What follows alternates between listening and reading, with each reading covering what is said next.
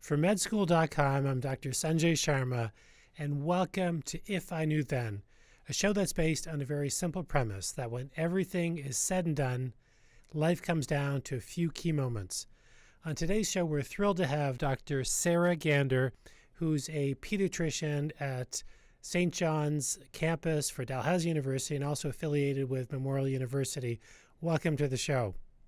Thank you very much. And I should also say you were a contributor to Medskl as well. You've done an awesome module, so we really appreciate that.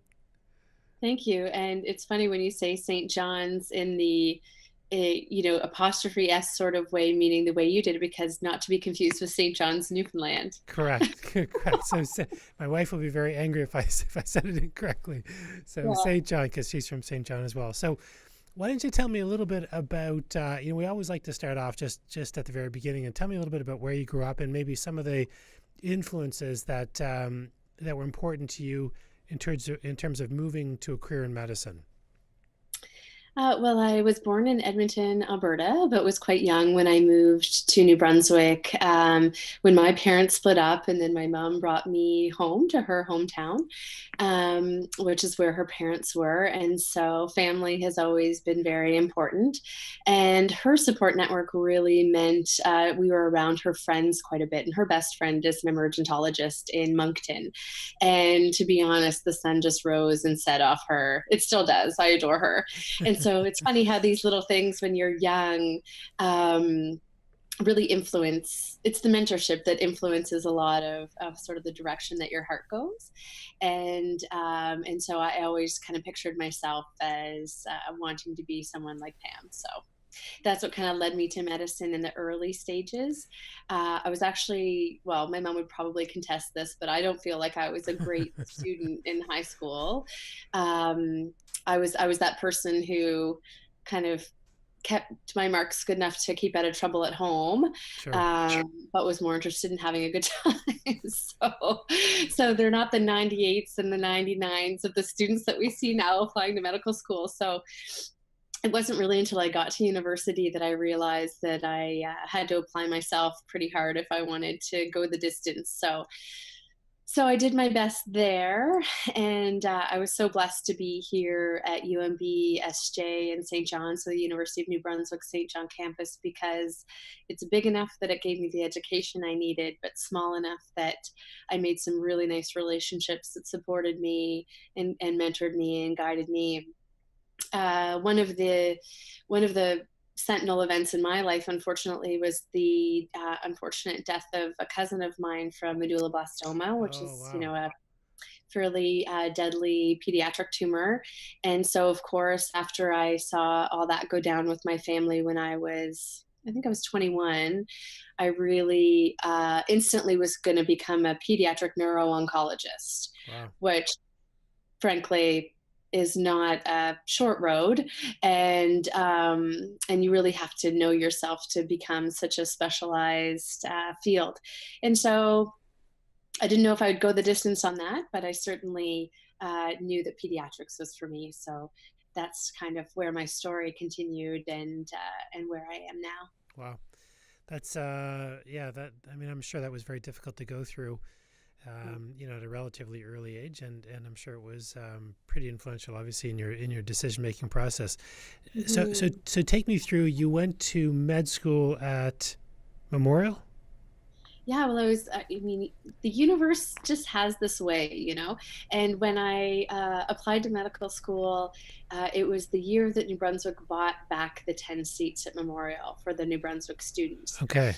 And if you've ever been to Newfoundland before, it's not a tough sell. So when I went to my interview, I was really lucky to get an interview and went to Newfoundland, and it was so amazing and friendly and welcoming, and just, that's probably one of the biggest pieces of advice I give students now, is that as much as there's the academic reasons to do things, there's the feeling and the gut and where you feel at home and where you feel comfortable. And it was an immediate love at first sight with Memorial. Yeah. Well, no, I have been to Memorial actually. I went to Dalhousie, and so it's. I remember we used to do our LMCC prep course over in St. John's. So it's beautiful, absolutely beautiful spot. So you did your medical school there, and then again, was it this early exposure to pediatric oncology that sort of in medical school you said, yeah, I'm definitely going to go into pediatrics, and is that kind of the route, and you ended up at Queen's? Is that the way it generally worked, or? Yeah, well, I mean, I guess the running theme of this interview so far is that mentorship, because I mean, I thought it was important to keep an open mind. When you're in medical school, that's again like another piece of huge advice, is just that you have to keep an open mind, because you never know what is going to grab you. And so, I kind of dabbled with a few other things. I started my clerkship with internal medicine and loved it, and had lovely people I was working with, and some radiologists who, I got in on a project with. And so loved them, loved that. Um, and then it was when I came home and did my pediatrics in St. John as part of the clerkship where they send you back to New Brunswick. That I just realized again that this is where I was meant to be, and these are the people that I wanted to work with. And they clearly thought that was a good idea too, and sort of supported me. And so the reason actually why I landed at Queen's was largely because that was a lot of the pediatric staff here are alumni from Queen's, and sold me on it and said, you should go for an elective and see what you think. And so I did, and I loved it. And so the rest is history. Now walk me through, for the medical students who are watching, and even some of the undergrads, we're talking a lot about mentorship. So what are your thoughts on how to really get a good mentor, and what's the process maybe that someone can use to get into someone's lab or just get exposed to someone clinically? Well, I think there's more opportunities now than even when I was going through it. I mean, there's just, when you look at the curriculum now with, the mandate around social accountability and research and scholarship and earlier clinical experiences, all of a sudden you're in a position where you're not just encountering staff right at the clerkship level when you're meant to, people probably cringe when I say this, when there's a service-based, like a service requirement where you're having arguably less one-on-one. But when a med one comes into my clinic and works with me all day, well, they're not going at it alone. They're with me all day. Sure. And so just human nature is such that you end up in a conversation and you end up getting to know each other. And so I think that there's some built-in things now with medical school that is really advantageous for the students coming through, let alone the research requirements. And I used to be the head of service-based learning here, meaning that, you're working with people in the community in these reciprocal relationships with non-for-profits and whatnot. And that's a big baby of mine. So I love that. And again, you get to learn sort of how people tick, and it levels the playing ground a little bit, because some of the students coming through are, when it comes to advocacy and volunteerism and Yeah. and creativity, are just, they just blow my head off my shoulders. And so I learn a lot from them too. So then it becomes more of a partnership with some of these things, is instead of what it used to be, like I know all the things and you come to my clinic so I can teach you all the things. Yeah, and it makes a lot of sense for sure. Yeah. Now we've got a student from McMaster University who's writing in asking a little bit about what a typical day looks like for you, and also what it's like to be actually in your pediatric oncology clinic. Oh gosh. Well, it's funny that you say that, because I actually, and this could be a take home message, I actually gave up the pediatric oncology clinic 6 months ago. Wow. Okay. I, I still sort of temp in there. I did it for 10 years. Um, so not to dissuade the McMaster student who may be looking at my CV and wanting to come and hang out with us, because I could still encourage you to do so, and I can get you in there. But to be honest, what the typical days look like for me is every day is different. I'm the clinical department head, so I have some administrative time. I chair a research program here, so I have some protected research time. And then I have 2 to 3 full days of clinic a week, which may include the pediatric oncology clinic if I'm helping to cover. But I think smartly, recognized my capacity and said that if I'm going to do the department head job well, then it's time to sort of pass the torch of the leadership of the Peds-Onc clinic to someone after me. And so now that's a new person. But like today, for example, I thought I had no meetings today and that I was going to actually hole away and do a whole bunch of writing for a much overdue manuscript for some of my research. And when I arrived within an hour, I had a meeting back to back all day. And so that's unfortunately the administrative world, which sounds dismal and terrible. But I can tell you, when you are trying to be a change agent and be in a leadership position and make positive change for patients, then the department is one of my patients now. And so that's what it takes. But then my clinical days might be 8 to 5, full out, patients every half hour. And, you totally get off on that because it's lovely and I love the patients and we have a blast, and there's sadness and happiness and frustration and joy and that emotional roller coaster. So you brought up a term, change agent, which is, I think, a very interesting term to use. And Yeah. so a couple of thoughts on that. As someone who's, let's say, in their early 20s, who's looking at a career in medicine, or they've started or embarked on their career in medicine, how do you know that you could be a potential leader or a change agent? Is there a way to predict that at an early stage? Geez, I don't know. I mean, I think when I look at my past, something must have changed, uh, for lack of a better word. But I think you can sort of. I think medical people tend to be leaders by nature.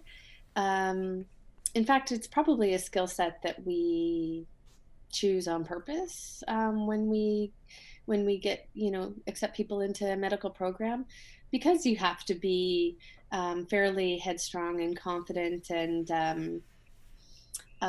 have that sort of experience and ability to collaborate and work with people and lead to do medicine. I really think that that's a skill set we seek out.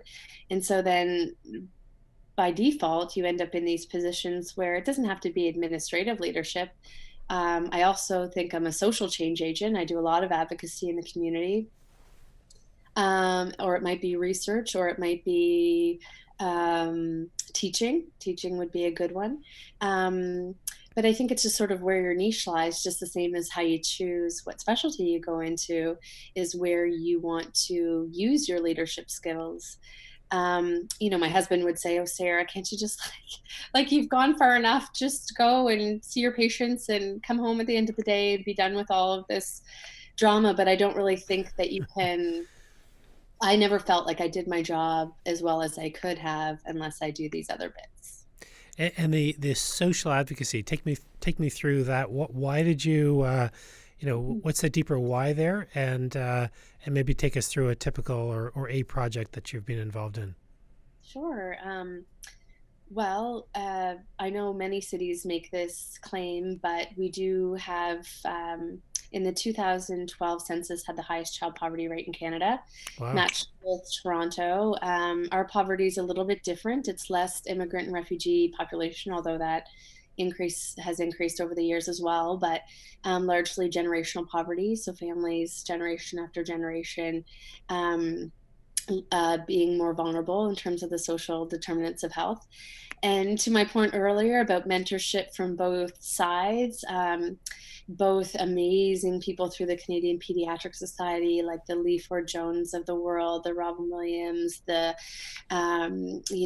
people like that in our world, but also students. So the Laura Stymus, the folks that are who came and worked with us and said, "Hey, have you heard of Gilles Julien in Montreal, who's doing social pediatrics?" And then all of a sudden you realize, oh my gosh, this is why I was so frustrated seeing behavioral patients, ADHD, aggression, school failure, is because we weren't trained to deal the same way with the social determinants of health that learners are now speaking to. And so then you realize your ability to impact, like I'd go into the community and all I'd say is, you know, quote Gary Block's work in St. Mike's in Toronto and say, it's time for physicians to start asking people, do you have trouble making ends meet? And realizing that income might make the difference between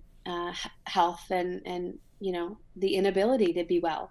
And and then people started listening and then asking me to talk about it more. And so then you realize, wow, we are in a position of privilege where we could be using our voice to move some of this change. And then it was my member of parliament asking me for a meeting. Wow. Then it was my MLA asking me for a meeting. Then it was people saying, can you come to this venue and talk about this?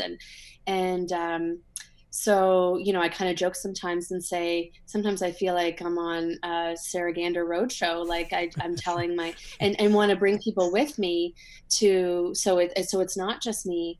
But what I realize now is that voice really mattered and that people listened, and that the fallout from that was so much beyond me and just became part of the same movement that was coming from other sectors as well, to really start being more progressive with our social programs and whatnot.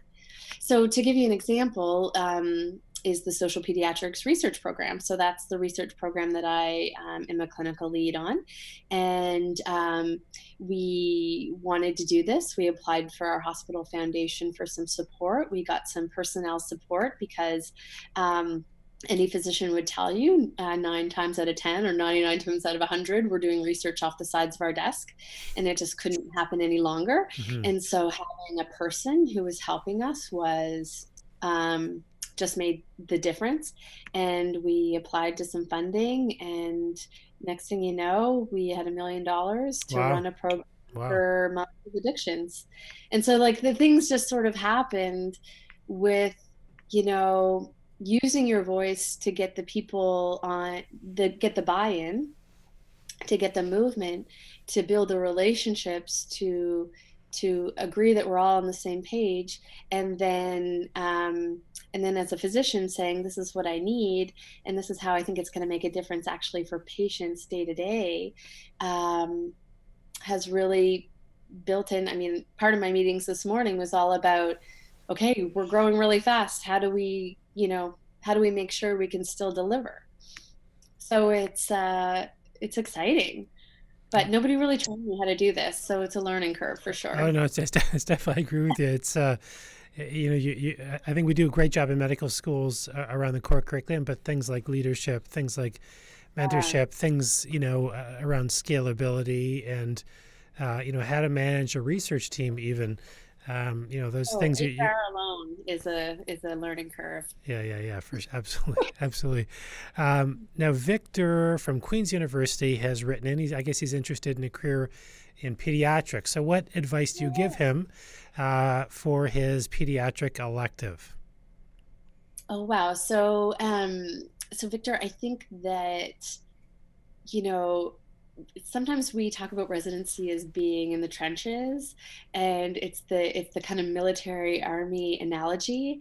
And so I can attest to the fact, having been pediatric clerkship director here for 10 years. I gave up that job too, by the way, to do my new jobs, but I have been through accreditations and all the rest through every program in this country.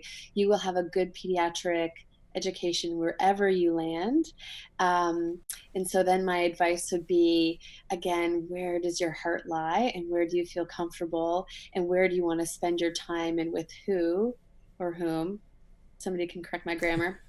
But you want to spend the next 4 years of your life, because it has to feel right, it has to be trusting, and it has to really foster. I mean, we can talk about life balance, but I have my own ideas on that. But it just has to. I mean, I think that you travel everywhere, you dip your toe in as many places as you can. Um, and then ultimately, as much as they are interviewing you to do a pediatrics residency, in the back of mind, you're interviewing them to see what feels right, which may be easy for me to say because I'm not, looking Karen's head on, which, thankfully, I think that trauma has died down after 10 years. But But it's just realizing that the universe does have a way. And so you need to find that authenticity of what you want and what you need and what works for you. Um, the analogy I would use is when I was looking for a medical school program, Dal had just started their more case based, um, free learning type of style, and Memorial with still lectures and labs and a more traditional structure. And I just knew myself well enough to know that that worked better for me. I was only 22. That structure, you kind of have to try to know yourself. Um, and be open, because I remember going to my Toronto interview for peds, not thinking I would ever fit in such a big center. I'm a small town kind of girl, and I loved it. And I ended up ranking it third, because I thought, oh my gosh, I could totally go here, and it was very unexpected. So I think widen your circle, realize it's only 4 years, but at the same time, it's 4 years. So you can leave a place for 4 years if you're going to a place where you're going to feel comfortable. If you don't want to be in the East Coast, then don't. Life's too short to go to the East Coast. But if you want to do peds, maybe you need to go to the East Coast for 4 years, even if it's not your favorite.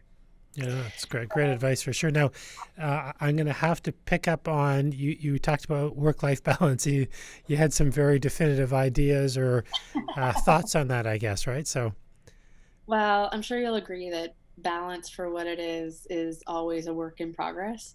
Um, and it changes when you have children. I have two kids, so it changes. I think what I've come to terms with balance is that you're never actually balanced. yeah, And absolutely. that Yep. the balance shifts depending on what's happening at the time. And that's the language that my family and I use now. Is this week my balance is tipped towards work, so I'm full out for work this week, and you're going to feel that. Um, but the way I balance that is that maybe next week I have declined any evening commitments, because next week my family takes priority. And so balance from that standpoint can shift, in that it's not, I need to be completely balanced today all the time. Um, because not unlike, what was the study they did a couple years ago that said if a family doctor asked all the questions and did all the screening they were supposed to in every visit, it would take nine Yeah, hours. yeah, that's right. Yeah, Every visit would take 9 hours or yeah, something. I'm sure that's 16 hours now. But if I did all the things that I thought I was supposed to do, yoga, meditation, exercise, spend time with my kids, do my kids' homework, um, have time for myself, spend time with my husband, my work done, there just aren't enough hours in the day. And so I think that you at some point set down your values. And then when opportunities come your way, you ask yourself whether or not it aligns with your values and your priorities. And then you're making a decision. But recognize that some days, like I haven't exercised for a week because I had a couple deadlines this week. But it's okay, because next week I've built it into my schedule that I'll get a good 3 or 4 days of exercise. Um, and so that's how I make it work. yeah. No, I think that's great. That's fantastic advice. I think I also look at it from a macro perspective. So you're talking kind of the week to week, Hmm. and I think sometimes it's even year to year, right? So, That's like right. I looked at the first 10, 15 years of my career, and I was a clinician scientist, and I wrote tons of papers and books and grants and all this stuff.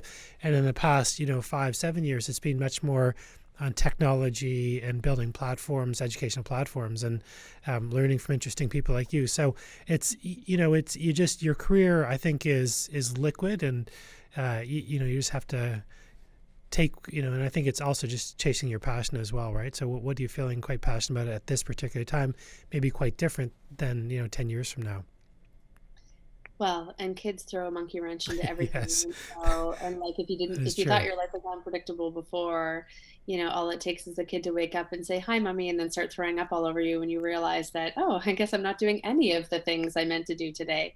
So, yeah, so fair enough. It is year to year, and practicing some just self-forgiveness that, it's funny when I was thinking about if I knew then what I knew now, it was this sense that I thought that the way things were supposed to be was, you got up, you exercised, you went to work, you did your stuff, you came home, you ate good meals, like that there was this goal of the pseudo perfection of what life was supposed to be or what every day was supposed to be, which, isn't really living actually, because then everything is just sort of set in stone all the time. And sure, I'd love to have more time for myself and my family and exercise and whatnot. But when I go to work, I get excited, like when I have research grants and proposals and I'm having conversations about funding models that employ people and that actually might move the needle on generational poverty. Like I'm even excited talking about it, right? Like that's my heart rate goes up. Like that's my, jam. So, that gets me excited. And then when I get to tell my family about that, sometimes they even participate, which is kind of fun because then all of a sudden there's a chance in medicine to do something as a family, which is a bit unique. Yeah, for sure. So advice to your 25-year-old self. Oh gosh. Stop drinking so much. No.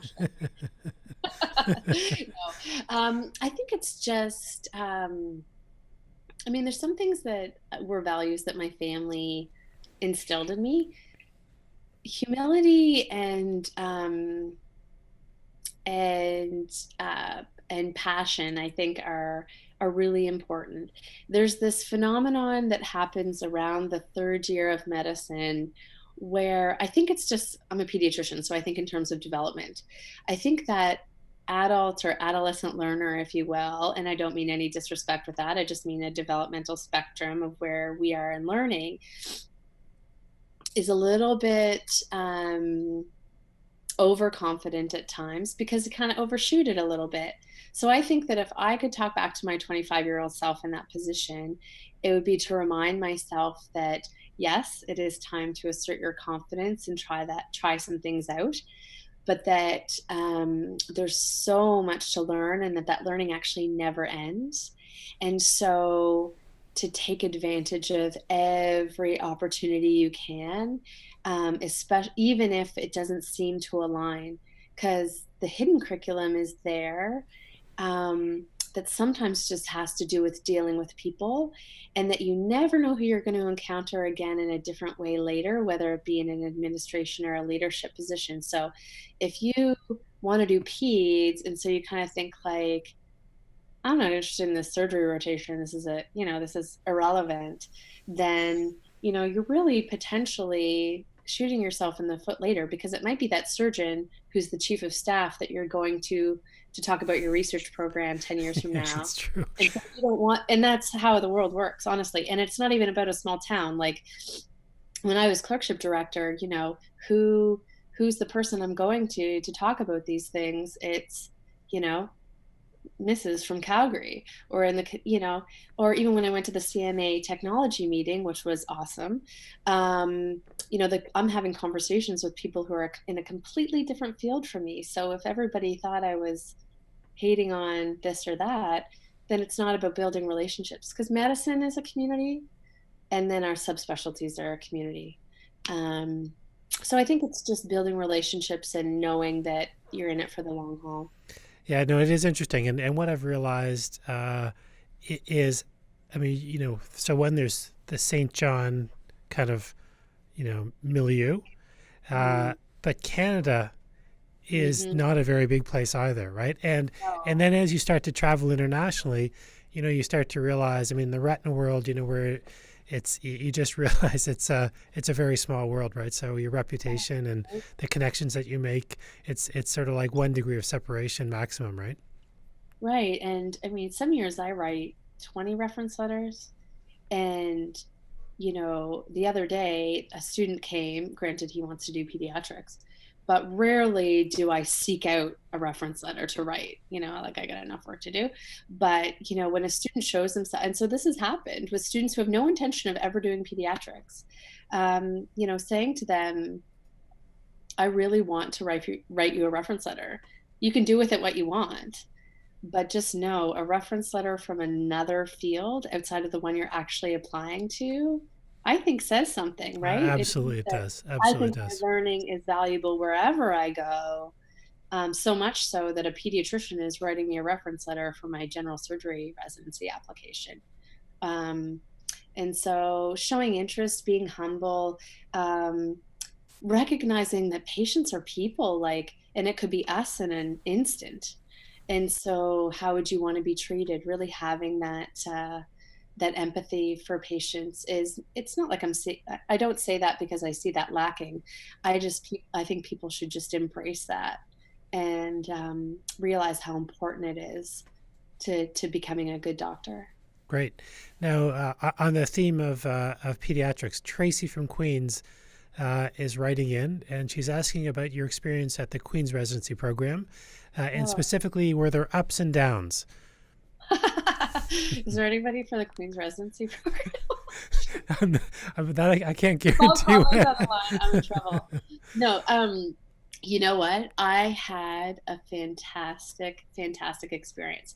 Here's the thing about Queens is that they, you know how people talk about how babies learn how to swim, like somebody just like threw them into Sure, the water, yeah. like good luck with that, and then oddly they know how to swim.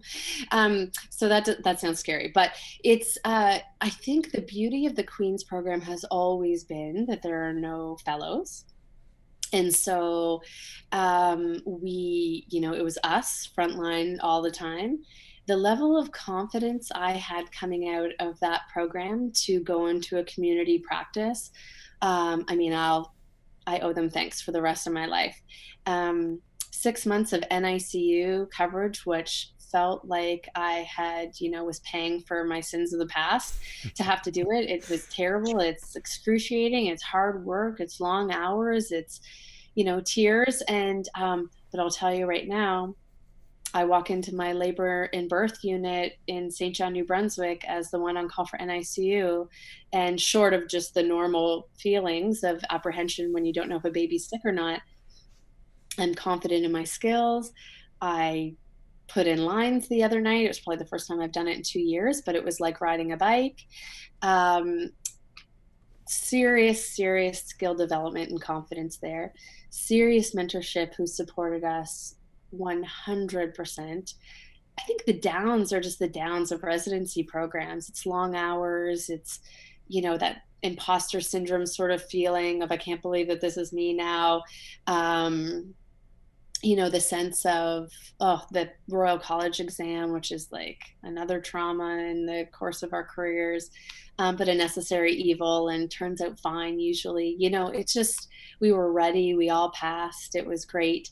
Um, I joke and say that one of my most favorite people in the world now was somebody I went through with my residency program. It's the trenches, right? So like Yeah. Kyle McKinney, who's a pediatrician in Red Deer, who like is my work husband, I call him, or he was at the time, is just that person that who you align with when a child, like you're reviewing a case and a child comes in with diarrhea, and I'm saying I think it's overflow and they're actually constipated, and he's saying I think it's a metabolic disease and it's an absence of this enzyme that I've never even heard of. And so you just find these people who you align with that fill your own gaps.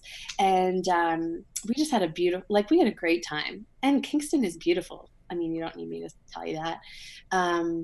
But very smart, well-known, well-respected staff at Queens, and I loved it.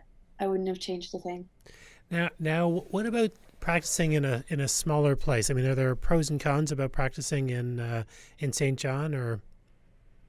Well, it used to be that it was 4 hours from the academic center, so we kind of could get away with being naughty sometimes, but but still had an academic center. Now that the medical school is here, now we get away with a lot less, um, but that's probably a good thing. By that, I just mean that we had less rigor, with some of the things, the academic things that we were doing, but there is no small place in Canada anymore. If you're affiliated with any level of academia, the world's a very networked global place. I've joked with students before, you don't want to don't think that you can slack off in your rotation here, because I'm actually the, incoming chair of this committee, national committee, or this clerkship, just because I live in St. John doesn't mean we're not connected. And that goes with, like, my whole department has national roles in education and things. So, so it's lovely, but it's a small town. So I live 3 kilometers from the hospital and can go home at night when I need to sleep on call. And, It's a uh, beautiful spot, that's for sure. yeah, and we're very outdoorsy. So our activities are all hiking, camping, biking. And so, if I ever did get a lunch break, which that's not how I structure my day, you could just go for a walk or a hike or something, or go for a bike ride and that kind of thing, which really helps, because I really feel for my colleagues in these big cities with the big commutes and I don't know how they, I don't know how they do that sometimes. Yeah, yeah, yeah. One last question. You kind of alluded to a concept of lifelong learning. Yeah. Is there, and you've obviously, had to learn a lot of different, if I look at your Venn diagram, there's pediatrics, there's social determinants of health, there's lots of different things. Is there, a couple of people maybe outside of medicine that have been influential in your thinking? So these could be, writers in different areas, books that you've read, or just talks, maybe TED Talks that you might have seen that you've pulled from, and, either on a personal level or on a professional level. Sure. So, um, well, I'd be remiss if I didn't say my family, because you have to have a support network to do this job well, and to be healthy in your mind and body. And so sometimes it's just back to basics with my mom. You know, I turned 40 in 3 weeks, and I still call my mom and say, "Oh, I'm nervous about this meeting or this pitch or this talk," and so sometimes you need that, and that's okay. I don't think that ever goes away. I hope it doesn't. Um, and my husband, the same. And sometimes my kids will say, "Good luck if you talk to me, mom," and that's really nice. I think the field of positive psychology has been very valuable to me. Um, I think the last thing on my list that I wanted to say to your listeners is I had an aha moment when I listened to, so, like, Brooke Castillo is a podcast I listen to. Um, uh, it's she's a life coach, and I don't listen to it all, but it's about how much are we supposed to feel happy? Like, how are we supposed to feel happy all the time? And the field of positive psychology would say only really meant to feel happy about 50% of the time, because that's the kind of yin and yang of life. And if you didn't feel frustrated, anxious, sad, hurt, um, then maybe we wouldn't feel the happiness, the joy, the elation the same. And that every feeling is just a moment. And if you actually lean into it and absorb it and feel it, it's going to go away pretty quickly. But if we resist it and we chase this dragon of feeling good all the time, when I deal with my patients and my families with addiction, sometimes I wonder if that's what they're after. I'm very interested in trauma-informed care, very interested in wellness and burnout and things like that. And I think, maybe we're chasing this wanting to feel good all the time. And because we're in medicine, we know we're smart enough, and we know we have the financial means to to try to do that, but we can't. And so just accepting that is how I've become healthier with, when my patient died a couple weeks ago, it was expected, but it was very, very sad. Rather than feeling this sense of, I'm going to go eat my feelings, I'm going to go drink my feelings, I'm going to go, think, oh, why the hell did I do this? Why would I choose this career? You go home, and yeah, my 6-year-old slept in my bed for 3 nights because I needed to feel his heartbeat beside me. Mhm. And I cried a little bit. And then I felt it. And then I feel like it didn't hurt me the same way. Um, and I don't think about it as often as the same way, maybe, as how I used to deal with things, and then feel overwhelmed and feel too full of other people's hurt and feelings. Sorry if that got too deep on you. No, not at all. And I think it's really important for people to know is, because I agree with that. I agree that, a lot of times we chase, a couple of things that, so happiness is one. I think a lot of people also chase material possessions that, there's not necessarily a strong correlation between material possessions and happiness. And I think that, you really need to think very deeply about life and the emotions that are, that you're sort of chasing. And try to be authentic at the end of the day to all of these things. So it's been a wonderful discussion. I'm glad we're able to fit it in. And to everyone out there, thanks so much for listening. We have a number of other guests coming on, and feel free to always drop us a line. Like the show and subscribe to it. And thanks for tuning in.